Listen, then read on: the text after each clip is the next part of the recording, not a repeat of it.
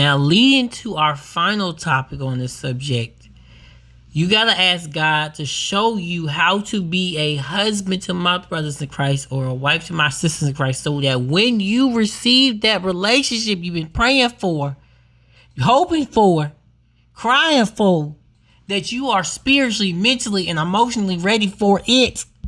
Let me tell you something. I think I said this before in this podcast, but a lot of people, they seek relationships. They seek marriage because they want the aesthetic of being married. They want the aesthetic of being in a relationship.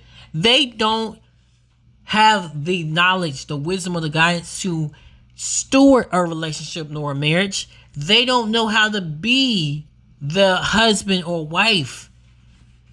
And I want you to ask yourself this question to my sisters in Christ. Do y'all want husbands or do y'all want to be wives? To my brothers in Christ, do y'all want wives or do y'all want to be husbands? And I know this question may seem dumb, because enable for me to have a wife, I gotta be a husband. Enable for me to have a husband, I have to be a wife. But essentially, it's not that simple, because a lot of people jump into marriage because they like the aesthetic of being married. They're not ready for the hard work. They're not ready for the emotional battle. They're not ready for the trials and tribulations. They're not ready to stand with this person through everything.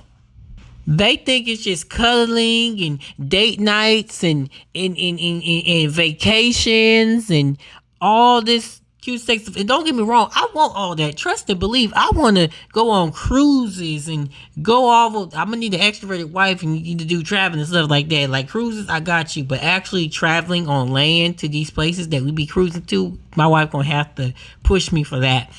And just having date nights and dates and first of all, when you start dating and courting or pursuing or however you want to say it, it's all the same thing. We act like it's different, but it's all the same thing.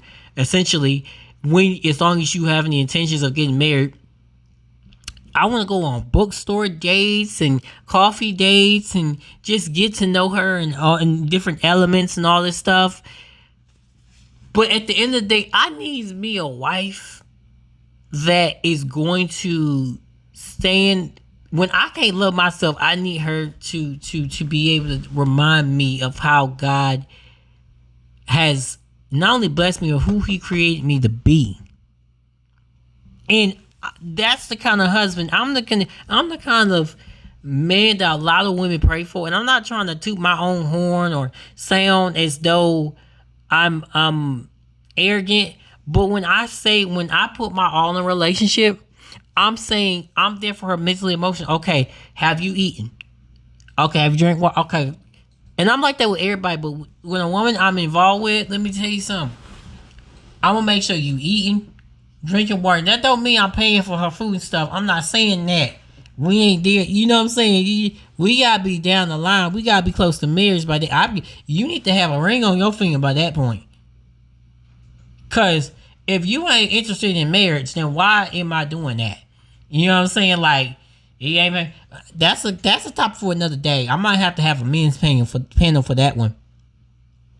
But when I say I'm gonna make sure that you're not depriving yourself of nutrients, I'm gonna make sure. Oh, you mentally good? Okay, how you are mentally? How are you emotionally? What can I do or be at help or service to you? You know what I'm saying? If it's a massage, if it's a cuddle or hold you in a time where you're feeling down. Or is it just a reminder that I'm here for you? Or is it affirmations?